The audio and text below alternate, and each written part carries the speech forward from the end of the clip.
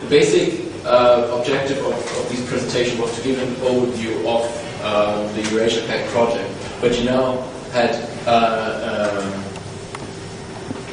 you could get a perspective on the project from the perspective of other project partners, like, for example, the Headback or Mariones and their work, or their prior work in another project, the Kojak project, or Robert already gave you an insight on the information collection issues in the project. So, just as a quick overview, again, the concept and objectives, like I said before, our concept is to promote cooperative research between Europe and Asia Pacific as also one of as promotion of core European values of a free flow of ideas based on the European common market, and to essentially use this model as a global common market for international research, and to globally collaborate on also globally relevant problems. And as an objective, we want to build a knowledge base for international activities, and this workshop here should be one of the main objectives, to also bring other projects into this effort to build this knowledge base, like, for example, the Corridor project or the CCAT project with Japan. We already are in contact with the JV Lab project, which is another project. I believe it was also in the Access for EU network. So basically, this knowledge base should not only be created by us, but should be created by all the projects working in this international cooperation, and this then also should contribute to the sustainability, which was mentioned by Jorge at the beginning, that the impact and the sustainability of these projects are the most important part in the implementation of this project. And we believe that with networking between these projects, the impact of each project can be increased significantly, and also the sustainability might be better for the longer term. Like I said, we will have a couple of workshops to organize in Europe and the Asia-Pacific partner countries to then gain the Asia-Pacific ICT cooperation strategy. The consortium has been presented pretty much already once during my presentation, and now also during these different presentations. Kiat was mentioned a couple of times as an important partner, also CSIRO as the Australian partner was a little bit in the background. You have seen the University of Canterbury. As coming back to our part for the information collection, I have here a first edition of the questionnaire, which we would like to use for the information collection, and I would also like to use this setting as the networking and cooperation workshop to get your input on these questionnaires, and I would like to hand them out to you and maybe ask you to fill them out until the end of the session, and maybe also then on the back there's some space to maybe put in some comments on the questionnaires themselves to help us validate them as a tool for information collection,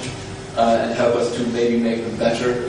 if there are some issues which might not be relevant as you see them. And I would just hand them out here to everybody, so that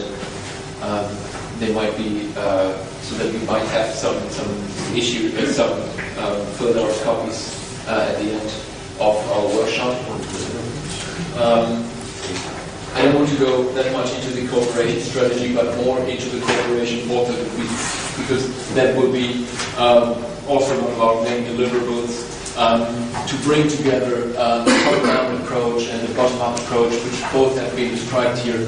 during the presentation. From the Kojak project, we bring in the top-down approach involving policy level actors, and building the common strategy, which will be more on the top-down level. But the cooperation portal then will be more on the bottom-up approach, bringing in actually the researchers and research managers of the partner countries and of Europe to actually work in a Web 2.0 environment, sharing information on relevant issues, like, for example, Mohammed just mentioned that financing is always an issue, not just concerning funding, but also concerning exchange rates and also travel arrangements and stuff. So these, in our mind, are all valuable information which can be shared on the portal and help other researchers to find the opportunity to also better cooperate among each other. This here is a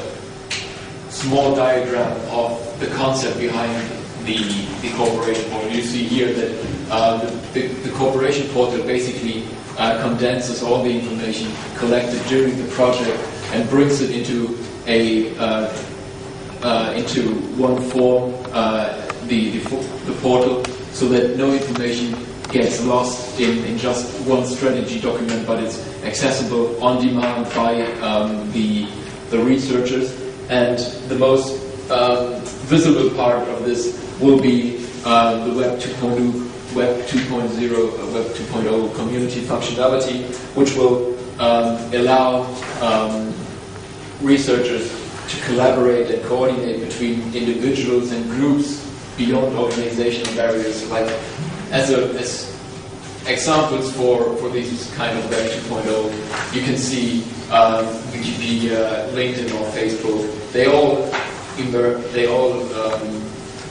work to the way that people come together to cooperate on specific issues, and we like to establish something similar, maybe not as big as Facebook with nearly 500 million users, but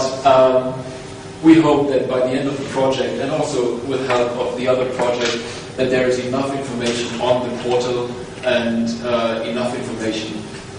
providing for international cooperation that this portal will be accepted by the community of researchers and also by the policy level to constantly update relevant information, to provide a portal for the research community to actually use it to initiate international cooperation